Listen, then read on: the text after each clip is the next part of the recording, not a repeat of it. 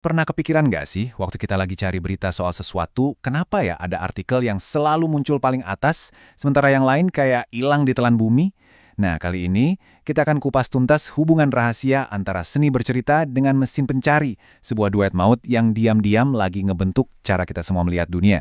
Jadi, pertanyaannya, siapa sih yang sebetulnya pegang kendali?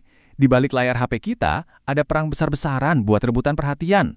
Dan pemenangnya, ya mereka lah yang nentuin berita apa yang sampai ke mata kita setiap harinya. Oke, mari kita bedah aturan main yang baru ini. Dulu, yang jadi bos itu editor koran. Mereka lah sang penjaga gerbang, yang milih cerita mana yang penting. Tapi sekarang, kekuasaan itu pindah tangan. Dan pindahnya itu drastis banget ke penjaga gerbang baru yang nggak kelihatan, algoritma mesin pencari.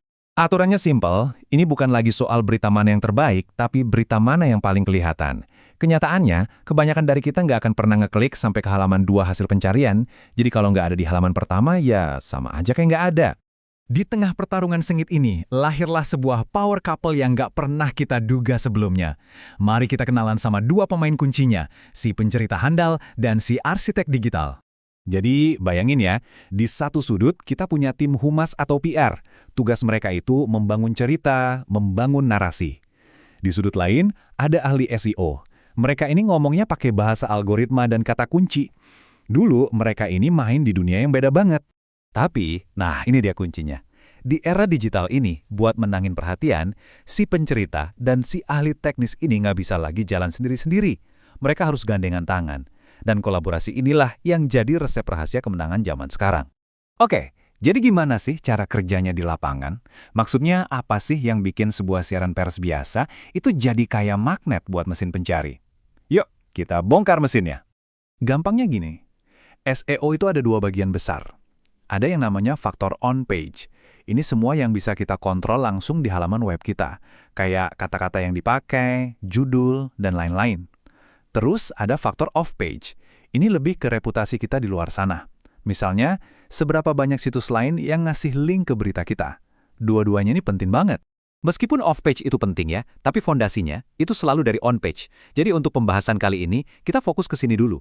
Ini adalah seni meracik konten, kata-katanya, judulnya, strukturnya, supaya mesin pencari itu nggak cuma ngerti, tapi juga suka sama konten kita.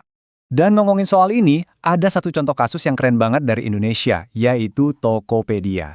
Mereka ini bisa dibilang udah jadi master dalam menggabungkan kekuatan PR dan SEO.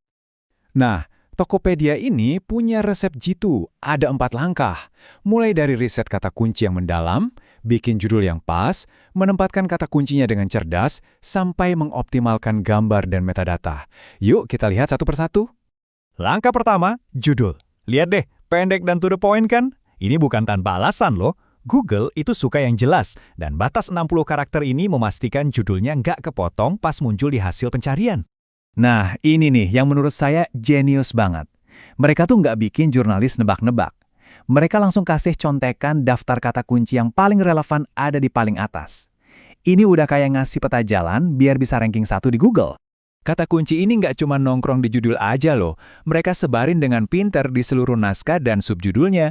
Jadi frasa kayak produk terlaris atau Tokopedia Now itu bukan kebetulan ada di sana. Itu sengaja dipasang karena cocok sama apa yang orang-orang cari. Jadi tujuannya apa sih? Sebenarnya ini win-win solution. Tokopedia bantu media dapat lebih banyak pembaca gratis, tanpa perlu bayar iklan. Hubungan jadi bagus, dan cerita mereka juga jadi lebih banyak dilihat orang.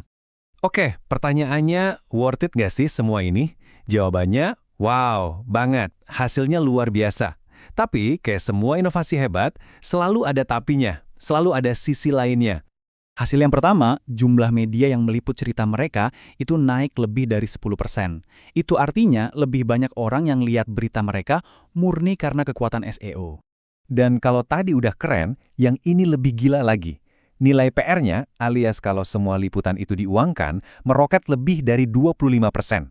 Angkanya, siap-siap ya, mencapai 1,2 triliun rupiah.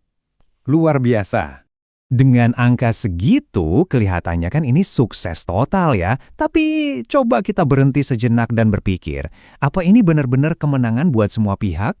Nah, disinilah letak masalahnya. Banyak jurnalis jago yang nggak ngerti teknis SEO, jadi muncul kesenjangan skill. Dan yang lebih bahaya lagi, muncul resiko kita jadi lebih mentingin berita yang disukai Google daripada berita yang sebetulnya paling penting dan dibutuhkan oleh masyarakat. Oke, sekarang coba kita zoom out sedikit. Apa artinya semua pergeseran besar ini buat kita semua yang setiap hari mengonsumsi informasi? Intinya begini, garis batas antara PR, jurnalisme, dan urusan teknis kayak SEO itu sekarang jadi makin tipis, makin kabur. Semuanya melebur jadi satu. Kalau mau berhasil sekarang, ya harus ngerti aturan main ketiganya. Dan sebagai penutup, saya mau ninggalin satu pertanyaan buat Anda renungkan. Di dunia di mana berita makin diatur untuk mesin, gimana ya nasib cerita-cerita yang nggak bisa dioptimalkan? Cerita-cerita yang rumit, yang butuh pemikiran mendalam, yang mungkin nggak populer, tapi justru paling penting buat kita dengar. Terima kasih sudah menyimak.